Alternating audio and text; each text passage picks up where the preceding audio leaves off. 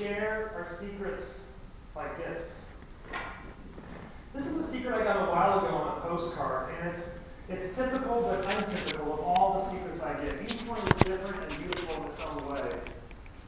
They all have some artistic, creative, visual elements on one side of the card, a photograph, a drawing, a collage, a diagram that further conveys the emotion behind the secret.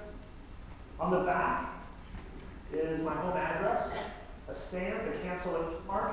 This one came from Pasco, Washington. Sometimes, though, I get postcards with no postage at all, not a single stamp anywhere on the card. And you might ask yourself, well, how does a postcard like that get delivered through the mail? What these clever people do is they put my home address where the return address goes. You get to return to my house for postage. Yeah, those might be coming from Albany, I've got a feeling. So here's the secret on the card. It says, I didn't enlist to escape you. I enlisted to pay for our wedding. Will you marry me? Oh, this is a good audience. This is a secret that was given to me not on a postcard, but on an In-N-Out burger bag. And I've received secrets on so many interesting mailed items. I've received secrets mailed to me on naked Polaroid pictures, seashells, sonograms, death certificates, a potato. Didn't know you could mail an Idaho potato, but evidently you can. One of my favorites actually arrived on a bag of coffee. Somebody mailed me a 1-pound bag of coffee. They wrote their secret right on the back. They wrote, where I work, they don't keep inventory. So please enjoy 16 ounces of our finest dark roast. And I shared that story not too long ago, and somebody in the back, they yelled out, did you try the coffee? And I said, no, I didn't. It smelled great. I never tried it. And she said, you should try the coffee. I went, why? Why should I try it? Because I mailed it to you. So you never know what's going to happen at a post-secret event. Let me go ahead and read you what's on the bag here. It says, hey Frank, I smuggled this food into the auditorium where you spoke. You were great, and so was my grilled cheese sandwich.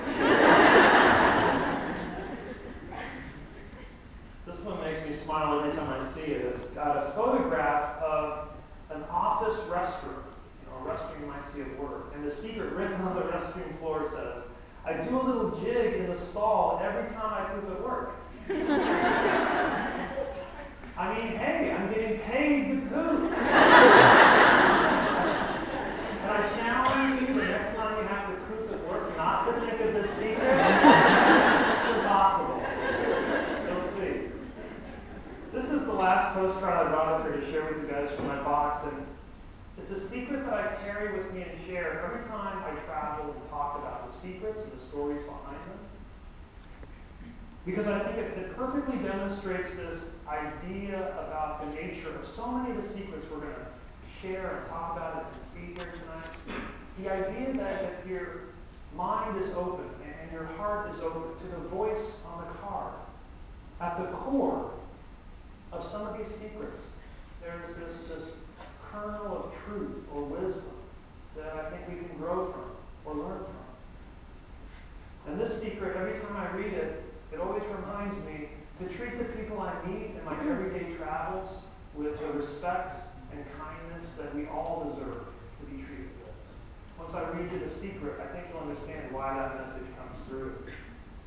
On the face of the card are 6 rush stickers from an airport baggage handler. And the secret reads, you called me an idiot, so I sent your bags to the wrong destination. Oops, I guess you were right. I've been called the most trusted stranger in America.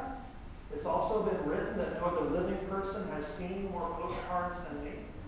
I don't know if either one of those claims is true or not, but what I do know is I don't get a chance to see all the secrets. I have a 16-year-old daughter, and I was driving her and a friend in the back seat of my car not too long ago. And as we were going down the road, her friend asked me, Mr. Warren, can I tell you a secret? And my daughter's friend had no idea I'm kind of this world-class expert on secrets. And because of that, I take that relationship very seriously. If someone's going to trust me with something they've never told anyone else before. And so in this case, I probably overreacted a little bit. I pulled the car over to the side of the road. I turned back. I faced the young man. I said, listen, I want you to feel comfortable sharing anything you want to with me. But if I feel like your secret could cause harm to you or someone you care about, I might have to tell a parent or a teacher. I think he felt like he was hearing a kid's version of Miranda rights.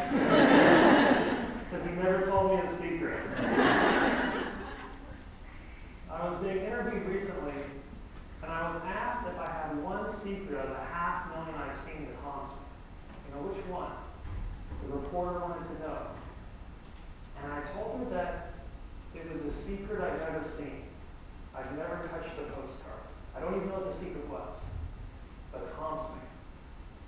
And the only reason I even know this secret exists is because of an email I received from a woman who lives in Texas. And she wrote me, she said, Dear Frank, I visited the Post Secret website and I was really moved by what I saw there. So I went out, I bought a postcard, I decorated it. I chose my words carefully to fully express this confession I've never shared before. And when I finished, I looked at it. I thought I was going to feel better about myself. But when I saw my secret staring back at me, I felt horrible.